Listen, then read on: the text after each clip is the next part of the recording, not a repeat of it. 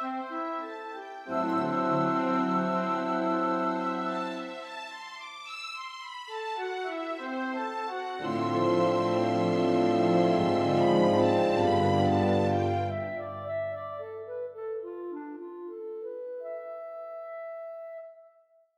Chris, what a cool score! Oh, that was beautiful. That was awesome. The mock-up sounds fantastic. Even just using Note Performer with Sibelius, just a really lovely score, and a lovely interpretation. We're seeing some familiar elements, and we're seeing some differences, and certainly you're ticking a lot of boxes. Does the treatment of the melody represent an emotional and timbral progression? Oh yeah, it sure does.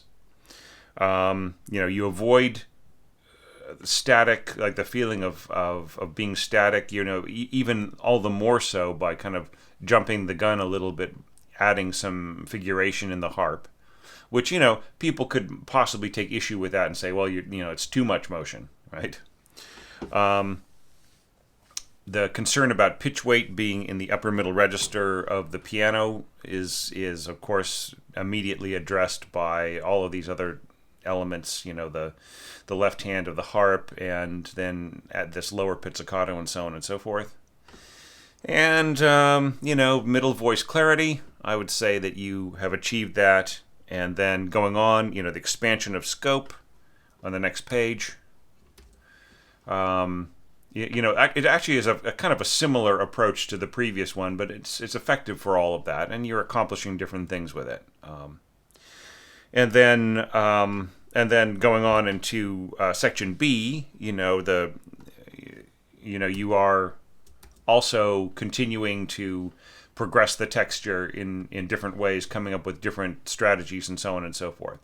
So I will have something to say about all of those cool aspects as we go through this. But let's talk a little bit about the harp. Okay, so this dynamic should be in the middle, okay? And here's a little, the same trick that I was talking about in the previous evaluation, if you haven't seen it yet. Option or Alt, just have your thumb on the Option or Alt key, and then reach over and hit the number 5.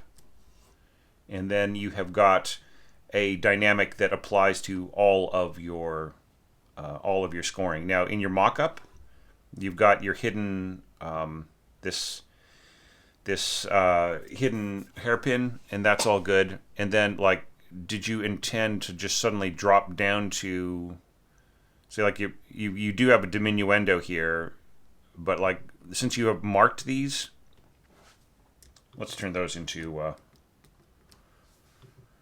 all-encompassing objects in terms of their dynamics. So you kind of don't really even need this anymore, right? Because you have marked it. You've marked out the diminuendo, so you don't really need the hairpin. Okay, all right. So I would say, just looking at the harp, I like the way that you got it scored, but I would put some slurs across it just to kind of give the harpist more of a sense of phrasing. And I think everything works great. I think mezzo forte is perfectly fine. And going up to this point here. Now, once you get here, you probably noticed in the mock-up that the harp just becomes inaudible, and all it took was just increasing a little bit of weight on your timpani and your cello part, and then adding the octave below. So this octave below is just really swallowing up everything that the harp is trying to do. It's swallowing up the left hand of the harp down here, these really low pitches, and it's just really kind of all of the other instruments pushing up to mezzo forte are obliterating what's going on the right hand. So I would just say cut your losses, just maybe come back in here at the end, and just that's the harp isn't really contributing anything right here all that meaningfully. So, you know. So anyway, so let's talk about the scoring. But I just was a few comments about the harp, and I'll have another one on the next page. Okay, so starting off, first flute, first oboe, clarinets. So, we've seen this approach in several scores by now. And then here you're adding the bass clarinet. But what I love about it is like you're bringing in the violas as a sort of a background harmony and then joining in with the clarinets. That's so cool. I really like that a lot. Yeah, and then of course like the bass clarinet playing the kind of the suspended tones from up from which the harmonized melody climbs and so on. Yeah, so like the harp solo in the middle kind of keeps this from being too much the same as other interpretations. Now here I don't think you need this at all, right? You started piano, you did a little hairpin back and forth, and now you're going back to where you started. If you just leave this out, then that's just as obvious to everybody, right? All right, now crescendo. Yeah, Yeah, I mean, why couldn't it just have been a hairpin? Just because it says crescendo in the piano score, it doesn't mean that you have to have crescendo in the orchestra part. You just put in a hairpin instead, right? It just sort of means the same thing. So here, like you're using two separate things. You actually have a crescendo, and then you have a hairpin, and then you have a hidden hairpin, and then you have another hairpin, right? So yeah, so just kind of decide what you want there. I like the fact that you didn't just dump the piano slurring onto the winds and strings. However, some people would sort of think, oh well, maybe this would be a better way of marking those slurs, right? Maybe. But I don't know why. Why does the why do you need to go da ta ta? Why couldn't it have gone ta ta ta? Right, that way you get a tongue on the downbeat. Right, and then ta. Why not ta ta ta ta ta ta? Or ta ta ta ta ta ta. So it sort of kind of seems like you're making all this effort to not tongue on the downbeat or the strong beat, right? So it's just always we're never getting any kind of emphasis on the downbeat. So I mean, if you're intentionally trying to avoid it, I understand, but it just I mean, this is one of the points in the 12 common scoring errors, right? Slurring across all the time, but slurring into the downbeat is a way of emphasizing the downbeat as well. But I'm not seeing any kind of crescendo or any kind of articulation style that really has any kind of push into that gives that any character other than just rising in pitch, right? Or dropping in pitch. And furthermore, you have a completely different style of articulation for your strings, or style of slurring, which is like almost no slurs whatsoever.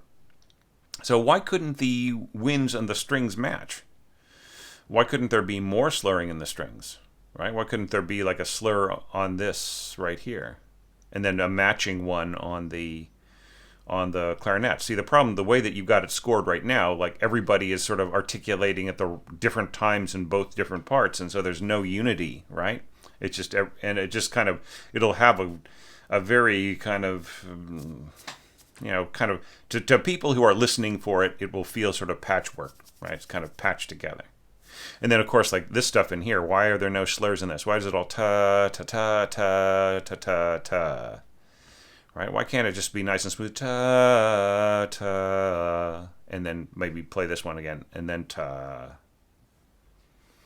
All right, I mean, I love the wonderful, like the way that you hang on that pedal G. You're like putting everything into absolute harmonic context and then hit that low E, right? Oof, just just feel the bottom drop out of your heart there. I think that's a, in terms of like emotional contrasts and emotional development, I think that's really a wonderful, that is something just a really lovely touch. And then of course this right in here, this is excellent, bringing this note to the end and actually just really showing what it is when the flute player is going to finish it off. Flute players, I don't think you need to go A2 here. Seriously, I mean, why? And then here you go A2 with the oboes. So what is going to happen when you ask them to go A2? So what's going to happen here is that you're going to get like a kind of a fuffier sort of a quality, right? So you get because the flute doesn't get any louder when you, it gets denser, right, when you go A2 with the flutes, but it doesn't really get louder. There's a little bit of added strength, but it's not like twice as strong, okay? But what you do get is you get twice the breath sound, right? So that's the trade-off, right? And then with oboes, it's a completely different thing. Solo oboe or a single oboe in an orchestral texture has a beautiful sense of freedom to it, right? But when two oboe players are playing at exactly the same time, they have to control what they're doing. They have to listen to each other. And you can have two really expressive oboe players who've been playing together for 20 years, and the second player knows exactly what the first player is going to do. They can read their minds, and they can both be expressive, but there still is a limitation, right? So you get a more trumpet-like sound than you get like a beautiful, limpid oboe sound. So why do you need to go to A2 there? Why can't it just be first? You don't have to play nice with the second player and include them. Just have them do something later on. Same thing here. Have the second oboist come in here and play this lower part. Okay. But, having said all of that, I really like all this stuff. The oboe and the English horn and second oboe, English horn, and your bass clarinet and bassoon all working together here. I think that's lovely. And then, of course, the middle strings right in here. So it's going to have a really, dense kind of Russian sound there. But you have set everything up, so there's a smooth transition into that. And then you've got this muted horn. Just be aware that the muted horn is going to have this kind of a sound. It's not going to be just like a really soft, like doo kind of a sound. So if you really want a kind of a softer tone from your horn, just really make sure that just mark it down softer. I wouldn't come in here like sforzando. The player might interpret that as anything, right? Might be better just to have accented piano dynamic here, and then ease off into triple P, right? Just really keep it under everybody else. Otherwise, it may have the inadvertent effect of dominating everything that's going on in here. Now, luckily for you, the overall dynamics of Sibelius, if you don't put a marking on a staff and it just starts, they interpret that as sort of mezzo forte. So you're getting a tiny bit of an accent on this and then going down to pianissimo. But I would rather have a mezzo forte here than a sforzando.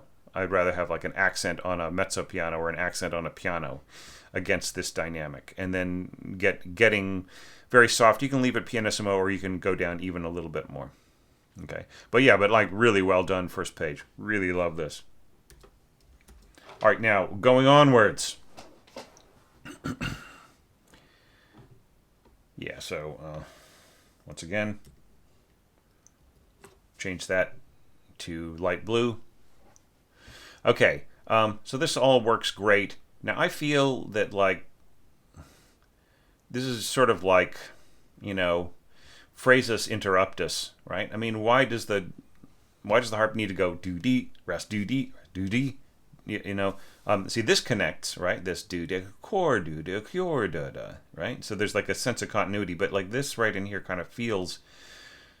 I think you could finish this, right? Da da ba da dee, and then cor da da. You know what I mean? I think that it just has more it just has more continuity right in there.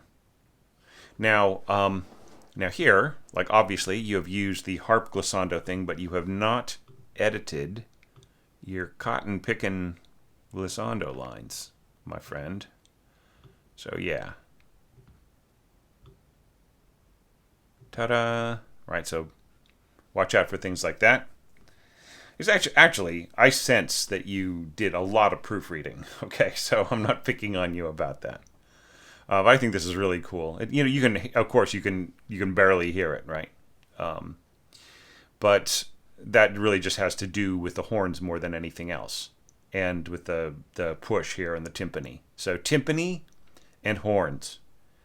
Those are the things that swallow up the sound of the harp. Like, I mean, yeah, of course you can hear the sort of you can hear the the slight punctuation of the fingers rippling across the harp strings, but like, do you get any character like from the strings of the the wonderful sustain and the sense of pitch, and like it's really even hard to hear the pitches, right? So yeah, and then I would say clarinets also absorb a lot of harp timbre, so you have to watch out for that. So yeah, I mean, it's like you could mark this fortissimo and see how you go, fortissimo crescendo, right? And just see if that kind of helped to. But then it's almost like the harp is going nuts right in here, like, oh my God, the harp is just making everything about themselves, right? So maybe you could cut out the first glissando and just leave in the second glissando, right? Anyways, I mean, it's a cool idea. I actually love downward glissandos more than I love upward glissandos, just because everybody has done an upward glissando. There's this one concerto by a film composer of days gone by, Korngold, where I was sent to review it, and there were so many harp glissandos in it that I just never wanted to hear an upsweep harp glissando again after that. Just like, well, that used them all up. There aren't any more left. But I got over it. But anyways, yeah, so you just have to watch out how many upsweeps. But I think that this works really, really well, the down and then the up, right? That's a different thing. Okay, all right, so I think if you're going to give this marking to your violins, you should, yeah, you got it in the oboes. All right, so yeah, La Melodia ben cantando. All right, so, and I think that you should also have the same, slurring style, right? So you've got your strings going da da da, and here you got the oboe going tongue tongue tongue tongue tongue tongue. I mean, so it's like, so you really should have everybody match. All right. But this is so cool right in here. It's just I just love the freedom and the interactivity. And once again, I just feel like, slurus interruptus in here. I've been seeing this a lot, like the absolute pure interpretation of that left hand. When I really took pains to point out in the pitfalls that the integration of the middle voice in here and the slurring patterns and so on was something that you guys should think about, right? So I think that, with all respect, I mean, couldn't you just throw in the E here, right? And just have the, slur up and then slur, and then maybe like the D right in, dia, right? So it's just more this nice, beautiful, long flow, and there isn't this da, and then da, da, because it's just really, just really feel it, the interruption of it, right? So yeah, but I mean, other than that, I mean, it's a beautiful idea. Just make your cello slurring more continuous, right? Because like the gap that is being put in here doesn't feel like it, like in the piano part, like since the pedal is down, it's all sort of gooshing together, right? So the fact that there is a rest here and so on in the piano part, it just makes absolutely no difference, because these sort of middle voice thirds and so on, they all connect together into like one idea. But you can't get away with that with cello, because like you really hear the interruption. I just really just and you filled in these very dry pitches, right, which underline this sense of interruption. Right? So just, I mean, so there is an alternative. You don't have to have that. You know, you can make everything more smoothly connected right in here, I feel. I mean, especially when you have these beautiful lush slurs over the top, right? You know, it's like feels like those two elements are working against each other. All right. And then, of course, like the English horn, right? Right in here. Right, so that it works like to have the cello rest and then come in the middle of what the English horn is doing here. It also feels like it's like those rests are working against the beautiful smooth phrasing of the English horn. So anyway, so just things to think about. Same thing with the clarinet, right? Right, it's like the notes that are needed, right, are getting left out. So, all right, I'll get off my high horse about that. Sorry. So, anyways, and then bass clarinet and connecting over to clarinets, and yeah, I just think that's all just beautifully scored right in here. Really lovely. And then once again, you don't need to go to A2 oboes here. Maybe you could throw a bone and have your second, to have your second oboist play right in there, or just have one oboe, right? But I don't think you need that sort of harder, edgier sound here in the oboe, that sort of A2 sound. Go listen to some Brahms. Like, he uses A2 oboe a lot, right? And he's using it specifically for that really direct color rather than the beautiful fluid color.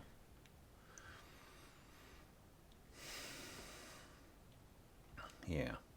Yeah, so this is all good. I just I love the doublings and and the way that you let the cellos go and do something else now. And then the arco basses coming in there. Yeah, that all hangs together nicely for me. And then, here you are kind of controlling your horns a little bit, piano, but the horns have the same dynamic arc as the other winds and strings around them, and they're playing over the same notes, right? So if you want a perfect blend right in here, and for the horns to not dominate the sound picture, then you got to drop them down a dynamic degree. Okay, and just like once again, to preemptively defend myself, I don't want to be this one bit of advice type of guy, where like no matter what score I look at, I think, well, you have to mark down the brass, you have to mark down the brass, you have to mark down the brass. Well, the thing about it is you don't always have to mark down the brass. You don't have to have that sense of thing, except for when you are scoring the brass right on top of the winds or right on top of the strings, right? If you want the perfect blend, then of course the brass have to back off a little bit because they're just more powerful, even at softer dynamics. All right, so that is why you hear me saying that all the time. And it's not, and there are other scores where I'll say, hey, you don't need to bring down the brass here, right, occasionally. But it's just that I'm seeing so much, horns or heavy brass right on top of the strings in the winds, right? So you absolutely have to do something. The players will bring in some balance as well, but they don't know how much they're supposed to, because you might want a big, beautiful, shining, horn chord right in the middle there, more importantly than the other elements, right? I think you left out the tie here. Right? It's not ta ta ta ta, it's ta ta ta in the original score.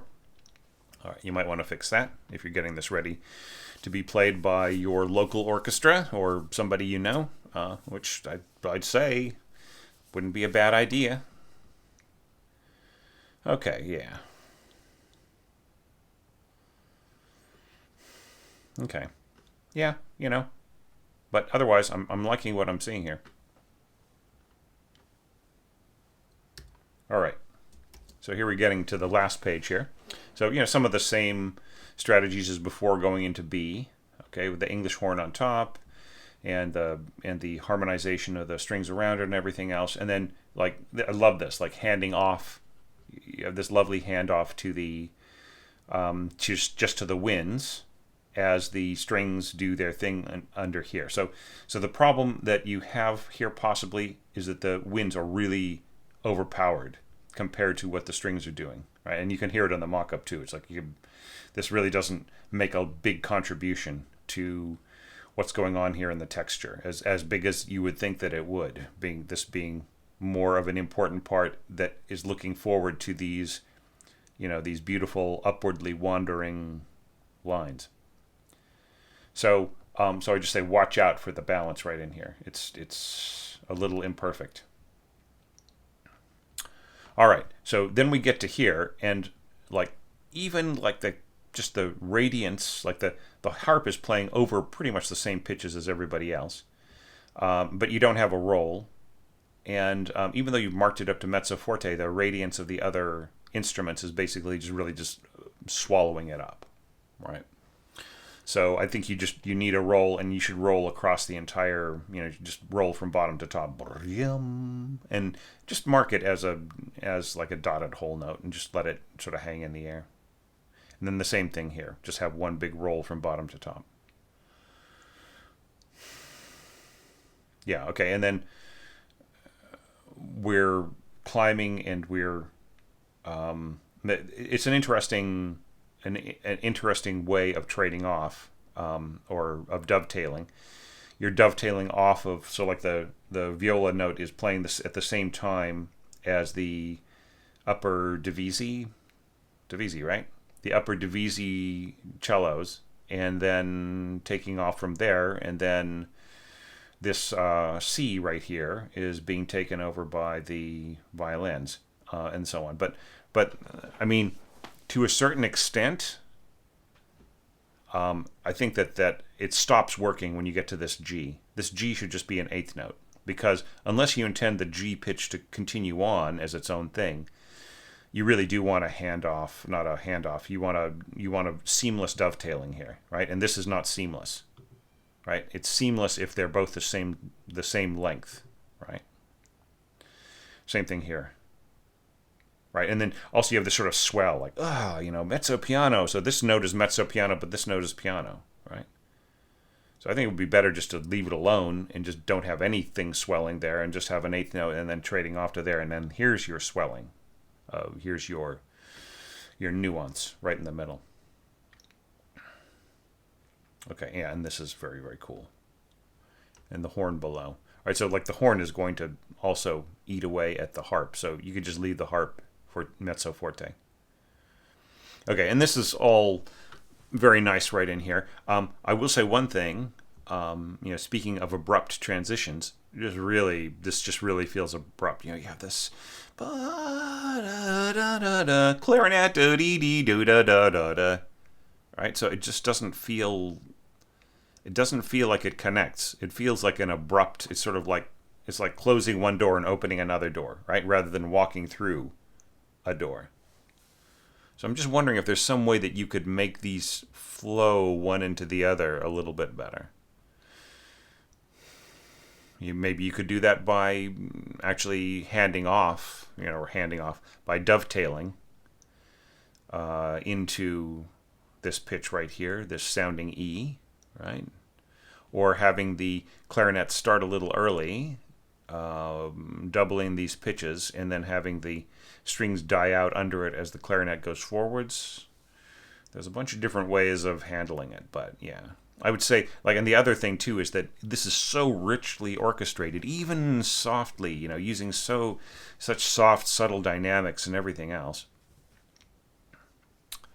It's so rich that that when suddenly things are solo, that's just a big, just like pulling the rug out from under the texture, right? So there's nothing hanging over or whatever. So you just have to be careful that underlines the sense of just sudden jolting over to the clarinet timbre.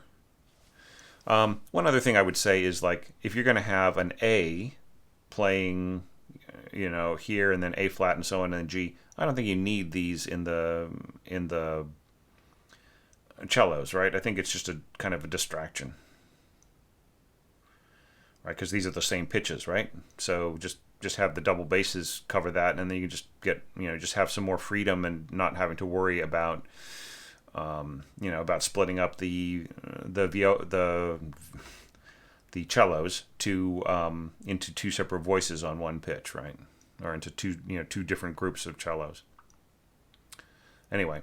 So those were my impressions, my brief coaching session with your very uplifting, inspiring score, Chris. And just, really, I feel like you have a lot of strengths as an orchestrator, a lot of natural gifts and a lot of great instincts. And I think you are listening to a lot of what I'm saying, and in various maybe in previous evaluation sessions or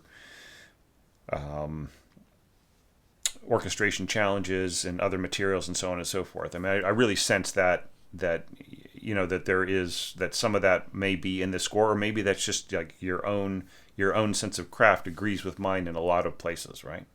But then there's some other things where you kind of need to work out, like just really being careful about the fact that that horns and winds are so they're so resonant, and they really kind of take over, like they grab the ear, and they steal it away from anything you might have significant going on in other instruments, right? So just really always think of the balance of the quality of sound, right? That would be my biggest advice after looking at this score, right? Just really think of the quality of the sound and how much it works. Like how do the qualities of sound between the sections work together in ways that complement each other and bring out the idea of the music stronger, right?